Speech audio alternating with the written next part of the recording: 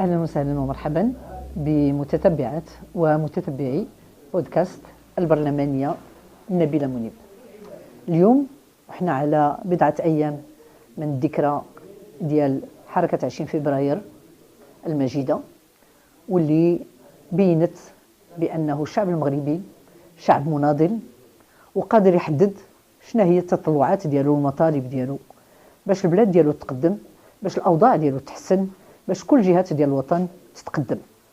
هذا الحراك الشعبي ديال حركة 20 فبراير غادي تتبعوا حركات شعبية أخرى دائما رافعة مطالب اللي هي مشروعة بعمق سياسي، واللي كلها كتطالب بأنه بلادنا آن الأوان باش تدخل إلى مصاف الدول الديمقراطية اللي فيها التوزيع العادل للثروة، واللي كتحلم بأنها غادي توصل للعدالة الاجتماعية والمجالية والمناطقية. ما هي أحوالنا اليوم ونحن نحيي الحركة ديال 20 فبراير الذكرى ديالها؟ كنشوفوا بأن الأوضاع الاجتماعية ديال بلادنا أوضاع مزرية، خصوصا مع ارتفاع ديال الأسعار وغلاء المعيشة، حيث أنه واحد الفئات واسعة تكتوي بلهيب الأسعار. أولا ارتفاع ديال الطاقة، البنزين والغازوال. علاش؟ لأنه الاختيارات اللي مرت منها بلادنا أدت إلى إغلاق المعلمة ديال الأسامير وإلى تحرير الأسعار. هذا الشيء عطانا احتكار من قبل بعض العائلات اللي راكمت على حسب بعض المعطيات اللي كنتوفروا عليها أكثر من 45 مليار ديال الدرهم اللي مشات في جيوب 4 العائلات مغربية.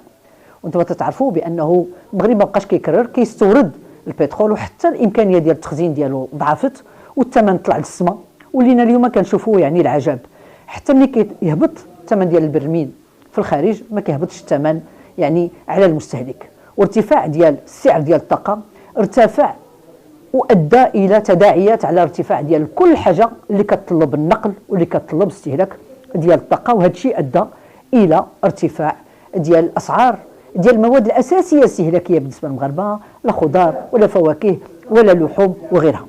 وهذا تيبين بأنه الدولة ما وعياش بالعمق ديال هذه الأزمة، حيث أنها اليوم داخلة في واحد المشروع جديد مكمل كتسميه هي ديال أننا نديروا على مستوى الجهات توزيع ديال الطاقة يكون وكالات جهوية، ويتم إقبار المكتب ديال الكهرباء وديال الماء.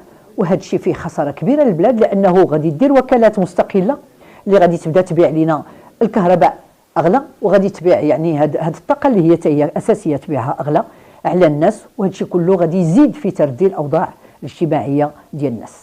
المغاربة بطرق احتجاجية سلمية حضارية عبروا على الاستياء ديالهم وعلى أنهم ما بقاوش قادرين، ولكن الحكومة ما قدرتش تاخذ التدابير اللازمة، وعلى رأسها على الأقل نبداو بتسقيف ثمن ديال المحروقات، تسقيف ديال الثمن ديال الخضر ديال الفواكه ديال اللحوم، باش يمكن المغاربة يبقاو محافظين على واحد المستوى حد أدنى من العيش الكريم. بل بالعكس من ذلك كنشوفوا بأن السياسات المتبعة اليوم غادية في الاتجاه المعاكس، غادية في اتجاه تحرير أكثر، غادية في اتجاه أنه ندوزوا إلى تسليع، ندوزوا إلى خوصصة، وهذا الشيء كله ما كيخدمش المصلحة ديال البلاد، وغادي يزيد في تأجيج الحركات اللي هي اليوم خامدة، لأنه الدولة تلجأ إلى القمع الشرس. وهكذا فعلت بالأساتذة الذين فرض عليهم التعاقد. بالمناسبة أنا كنقول لكم حتى الصحة غادي يتم التوزيع ديالها على مستوى الجهات فيما اصطلح عليه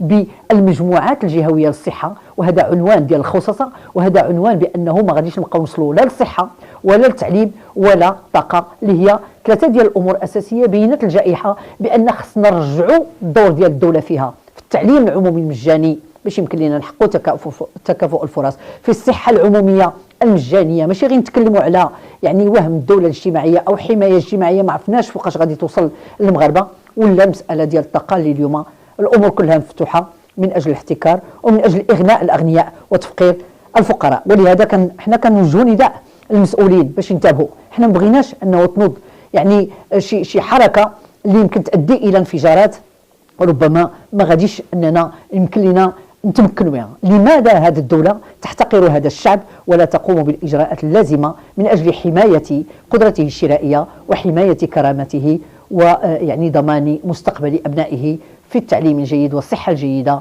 وفي العيش الكريم داخل دولة ديمقراطية فيها التوزيع العادل للثروة. والسلام عليكم.